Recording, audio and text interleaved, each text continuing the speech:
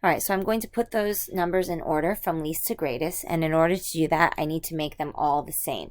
So I'm going to make these all decimals. So 45% I'm going to turn into a decimal, and I'm going to do that by moving the decimal place to the left 2 spots, so that's really 0.45.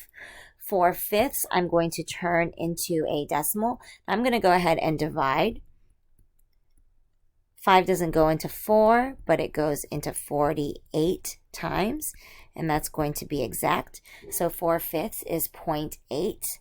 Then I have 0.45%, and again, I'm just going to move that decimal point 2 spaces to the left. I've got an empty spot to fill it with a 0, so that's really 0.0045. And then I have 0.54, which is just going to stay the same.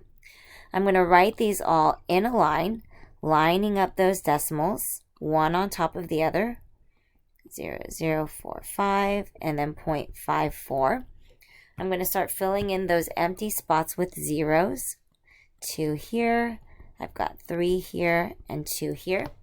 And now I need to put these in orders from least to greatest. So looking at these, my least is going to be 0.0045, but I always want to go back to the original form. So I'm going to put the least is 0.45%.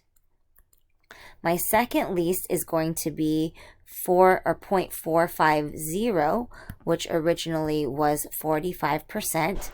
So I have 45%. The next biggest one is going to be 0.54. So originally, again, that was 0.54, 0.54. And then my largest is 0.8, which originally was 4/5. So I have those in order from least to greatest.